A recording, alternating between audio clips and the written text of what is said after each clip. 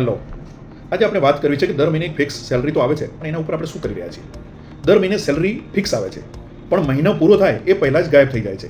કારણ એક જ છે તમારી પાસે કે કોઈ સિસ્ટમ નથી. સાંભળો ધ્યાનથી, 3 એકાઉન્ટ બનાવો તમે. એક માત્ર ને માત્ર ઇન્કમ માટે, એક તમારા એક્સપેન્સીસ માટે અને એક તમારે ઇન્વેસ્ટમેન્ટ માટે. પૈસા બાકી રહે પછી ઇન્વેસ્ટમેન્ટ કરવાની જે સ્ટ્રેટેજી છે એને છોડી દો. પહેલાં ઇન્વેસ્ટ, પછી ખર્ચ. 50, 30 અને 20નો રૂલ લાગુ કરો. 50% જે છે એ તમારી પોતાની જે કંઈ પણ જરૂરિયાત છે એના માટે તમે પૈસા વાપરો. 30% જે છે એ તમારા મોજ શોખ માટે વાપરો, પણ 20% રોકાણ આવશ્યક છે. અને હા, ઇમરજન્સી ફંડ વગર તો તમે ફાઇનાન્શિયલ સિક્યોર નથી જ. એટલે માત્ર પ્લાનિંગ કરવાથી નહીં ચાલે. ઓછામાં ઓછા 6 મહિનાનો ખર્ચ તમારે બાજુમાં મૂકવો પડશે. બીજી વસ્તુ, ઇન્સ્યોરન્સ માટે તમારી જોડે ટર્મ ઇન્સ્યોરન્સ ખૂબ જ જરૂરી છે. તમારી જે કંઈ પણ વાર્ષિક આવક થતી હોય એના 10 થી 15 ગણા તમારો ટર્મ ઇન્સ્યોરન્સ ખૂબ જરૂરી છે. પ્લસ હેલ્થ ઇન્સ્યોરન્સ મિનિમમ આજના સમયની અંદર 10 થી 15 લાખ રૂપિયાનો મેડિકલ પ્લાન હોવો ખૂબ જરૂરી છે. અને છેલ્લે, દર મહિને એસઆઈપી.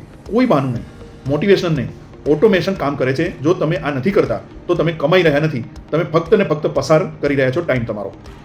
એટલે પ્લાનિંગ આજથી જ કરવું ખૂબ જરૂરી છે. ખૂબ ખૂબ આભાર. This video is created by J&D Investment Center for educational and informational purposes only.